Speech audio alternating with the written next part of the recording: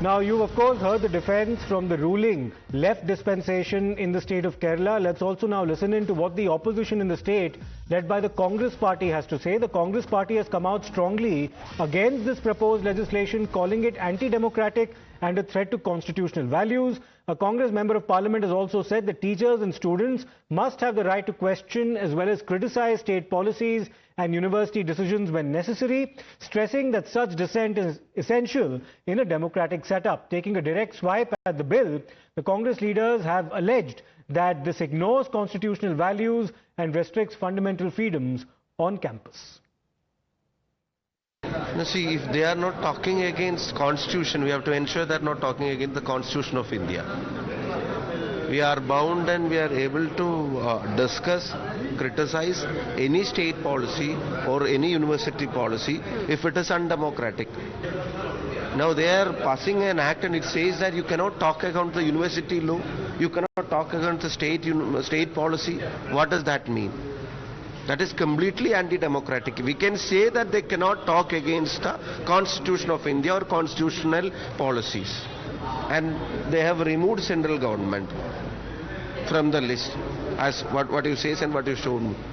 So what does that mean?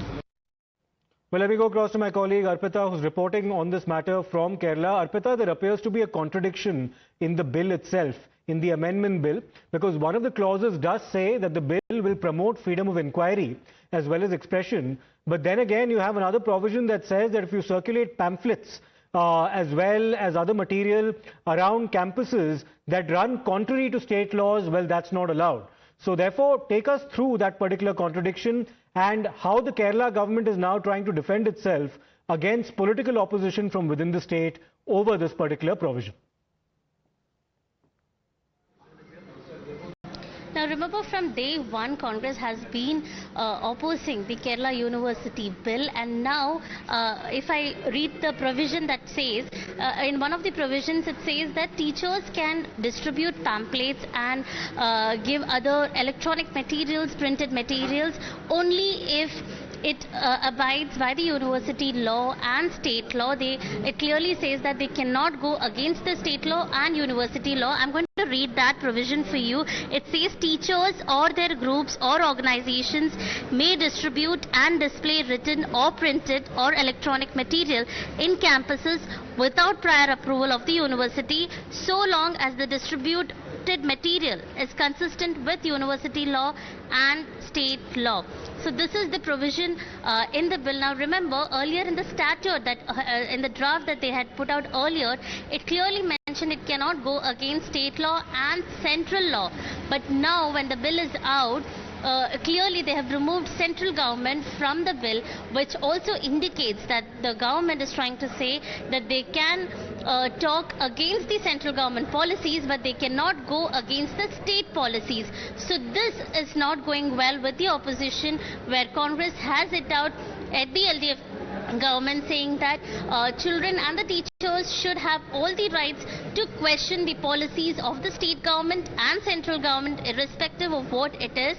And in fact, the higher education minister R. Bindu came out in defense, saying that what we are trying to say is being misinterpreted. In fact, that provision clearly states that we cannot go against the state law. That doesn't mean that they cannot talk against the state government, is what the clarification is given by the minister. But this provision, as we read, we can clearly say that they have given an instructions to teachers that they cannot go against the university law and state law, which is not going well with the opposition. Congress has come out and they have hit out at the LDF government, saying that children and teachers should have all the rights to question the government, and if they are stopping them to do so, it is against the constitution and it is not correct.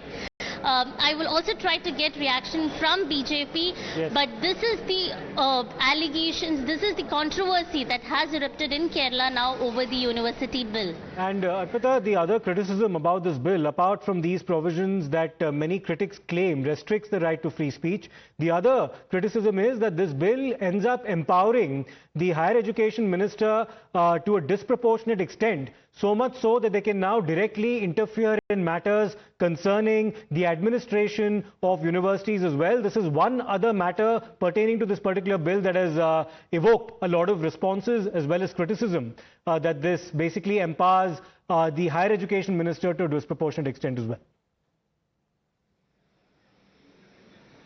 Yes, rightly said. The provision says the Pro-Chancellor shall have the right to call for any information relating to the academic and administration affairs of the university. Here the Pro-Chancellor is being referred to as the Higher Education Minister, who is R. Bindu. So there is a lot of criticism saying that, again, if they have come out with such a bill, it only gives power to the state government to come up with rules and policies which may impact the functioning of the university, is what the criticism has come now. And Arpita, right, we'll continue to track those reactions. And you said, of course, you're trying to get a reaction from the BJP as well about what they have to say about these amendments. We'll wait for those reactions to pour into. Thanks for your perspective and your inputs on this.